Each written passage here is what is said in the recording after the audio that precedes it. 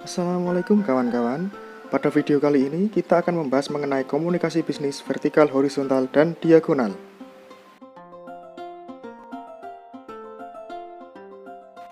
Video ini disusun oleh saya sendiri, Bayu Syukur Safaat, dan juga rekan saya, Sharon Adelina.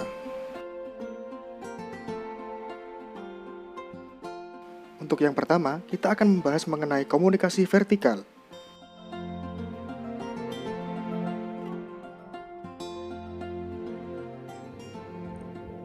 Komunikasi vertikal. Komunikasi vertikal merupakan suatu komunikasi dari atas ke bawah dan dari bawah ke atas, atau bisa diartikan dengan komunikasi dari pimpinan ke staf dan dari staf ke pimpinan dengan cara timbal balik atau two-way traffic communication. Maka dalam bekerja kita harus saling menghormati antar karyawan yang satu dengan yang lainnya maupun dengan atasan. Komunikasi ini yang dinamakan dengan komunikasi vertikal. Komunikasi ini dapat terjadi pada komunikasi antara atasan dan bawahan yang pada umumnya berisi perintah atau arahan. Jenis komunikasi vertikal ada dua. Yang pertama, downward communication, merupakan komunikasi yang dilakukan dari tingkat yang lebih tinggi ke tingkat yang lebih rendah. Misal, antara bos dengan anak buah, karena hubungan tersebut yang mempunyai tingkatan yang jelas.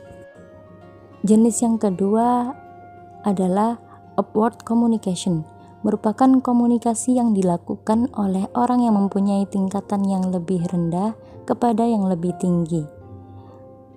Praktek komunikasi vertikal ini pada umumnya biasanya dilakukan misal ketika bawahan melaporkan hasil pekerjaannya pada atasan atau menyampaikan kondisi dari pekerjaan yang sedang dilakukan.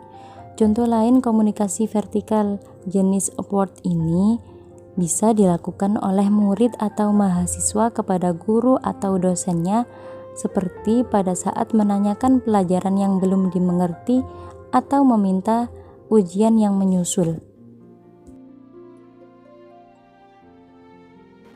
Untuk berikutnya yaitu komunikasi horizontal. Selanjutnya saya akan menjelaskan tentang komunikasi horizontal. Komunikasi horizontal merupakan komunikasi yang dilakukan antara orang yang memiliki jabatan, posisi, ataupun kedudukan yang sama. Sebuah perusahaan pasti memiliki struktur organisasi kan? Inilah yang kemudian menjadikan adanya arah komunikasi. Komunikasi horizontal memiliki makna bahwa komunikasi seorang individu dilakukan terhadap sesama individu atau kelompok lain yang masih dalam satu jabatan dan satu posisi dalam organisasi atau perusahaan tersebut. Hal tersebut tergantung dengan saluran komunikasi dalam organisasi.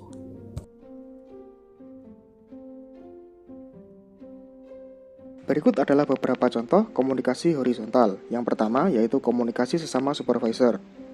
Sesama supervisor umumnya akan saling berkoordinasi untuk mengawasi unitnya, di mana ada permasalahan atau hal-hal lain yang perlu didiskusikan. Yang kedua, yaitu komunikasi sesama manajer. Manajer di setiap unit dalam perusahaan tentunya mempunyai tugas pokok dan fungsi yang berbeda-beda pula. Untuk menyatukan pekerjaan agar bisa berjalan dengan baik, manajer akan saling melakukan komunikasi agar jalan pekerjaan bisa lancar dan tanpa hambatan. Kemudian, komunikasi sesama staf. Pada perusahaan, masing-masing staf di unit yang sama akan saling berkomunikasi dan berdiskusi mengenai pekerjaan mereka.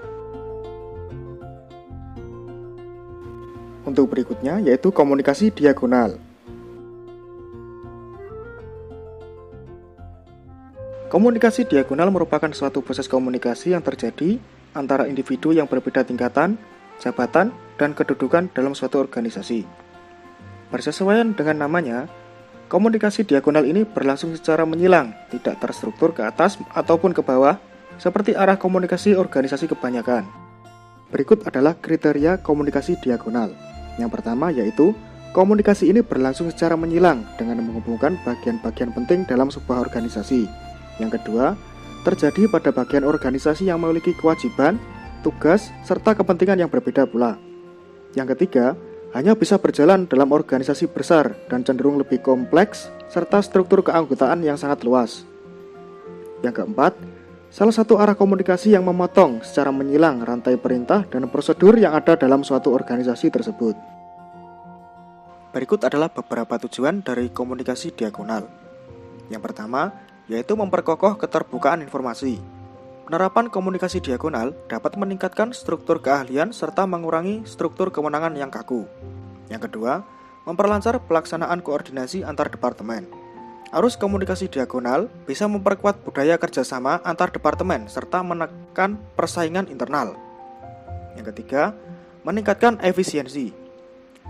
Tanpa perlu menunggu komunikasi formal, jalinan komunikasi antar departemen dengan komunikasi diagonal akan semakin mudah, sehingga berbagai persoalan bisa segera diatasi secepat mungkin. Kesimpulannya, arus komunikasi ada yang dari atas ke bawah atau sebaliknya, atau dapat dikatakan vertikal, ada pula yang menyamping atau horizontal, dan ada pula komunikasi yang bersifat menyilang atau diagonal sesuai dengan tugas atau fungsinya, disesuaikan pola dengan bentuk organisasi tersebut, baik organisasi pemerintahan, organisasi bisnis, atau organisasi sosial. Komunikasi pada era digital yang serba elektronik dan menggunakan program atau aplikasi bisa digunakan baik vertikal, horizontal, atau diagonal yang lebih efektif serta efisien. Sekian yang dapat kami sampaikan. Untuk kurang dan lebihnya, mohon maaf sebesar-besarnya karena pada dasarnya kita sebagai manusia tidak luput dari yang namanya kesalahan. Wassalamualaikum warahmatullahi wabarakatuh dan sampai jumpa.